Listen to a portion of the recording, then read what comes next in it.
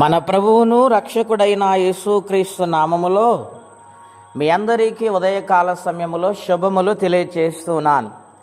ప్రియులారా, దేవుని వాక్యమును ధ్యానిందాము.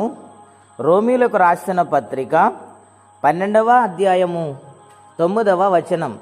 మీ ప్రేమ నిష్కపటమైనదై ఉండవలెను, చెడ్డదాన్ని అసహించుకొని మంచిదాన్ని నత్తుకుని ఉండుడి.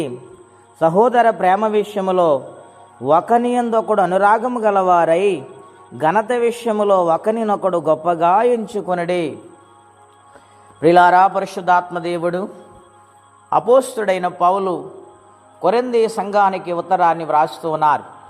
సంఘములో ఉన్న ప్రతి ఒక్కరూ కూడా, స్త్రీలైనా పురుషులైనా యవనులైనా పెద్దవారైనా వృద్ధులైనా అందరూ దైవ సన్నిధిలో దైవభక్తిలో ఏ విధముగా నడవాలంటే నిష్కపటమైన ప్రేమ కలిగి ఒకనియందు ఒకడు నమ్మకముగా ఉండాలని ఆయన బోధిస్తూ ఉన్నారు.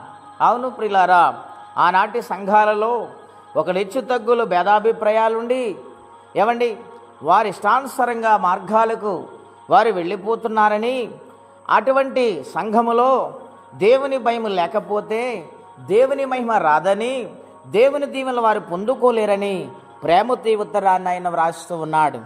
ఏమనగా నిష్కపటమైన ప్రేమ కలిగి ఉండాలని వ్రాస్తున్నారు. రెండవదిగా చెడ్డదానిని అసహించుకోమంటూ ఉన్నాడు.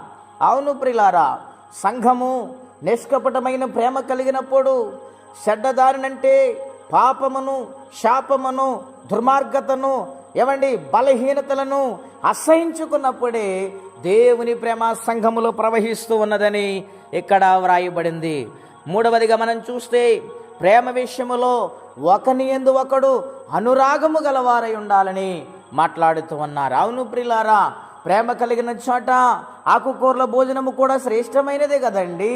ప్రేమ కలిగిన చోట పేదవారైనా గొప్పవారిగానే కనపడతారండి.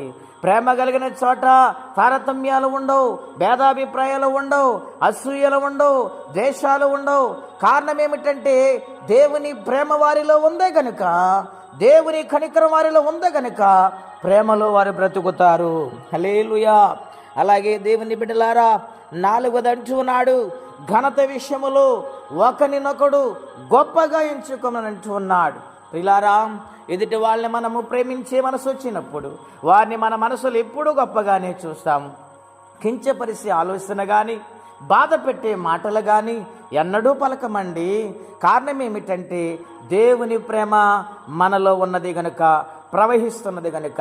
అటువంటి ప్రేమ కలిగి మనం బ్రతకాలని ప్రభు పేట మీకు మనవి చేస్తున్నా. ఆనాడు కొరింథీ సంఘానికి ఈ ఉత్తరాన్ని వ్రాస్తూ వారందరిని కూడా ప్రేమించి అపోస్తుడైన పౌలు ఉత్తరాన్ని రాసి అందరిని కూడా దేవుని సమక్షములో నడిపిస్తూ ఉండగా, బోధిస్తూ ఉండగా, ప్రేమిస్తూ ఉండగా దేవుని కార్యమును జరుగుతుంది. ప్రియులారా, ఇది దేవుని ప్రేమతో మనం నడుస్తున్నామా? అలాగూ నడిచినట్లయితే దేవుని కార్యాన్ని ఖచ్చితంగా మనం చూడగలుగుతాము, దైవాశీర్వాదం పొందుతాం. అట్టి కృపా తీర్మానం పరిశుద్ధాత్మదేవుడు మనకు దయచేయునుగాక. ప్రార్థన. పరిశుద్ధుడు అయిన మా తండ్రి, ఘనమైన మీ నామం కొరకై స్తోత్రం చెల్లిస్తున్నాం. ఈ ఉదయకాల సమయంలో ప్రభువా, ప్రేమ గురించి అనేక విషయాలు కొరింథీ సంఘాన్ని బట్టి మాతో మాట్లాడుతూ వచ్చావు. ఒకవేళ మా హృదయంలో ఎదుటివారి పట్ల ద్వేషం ఉన్నదా?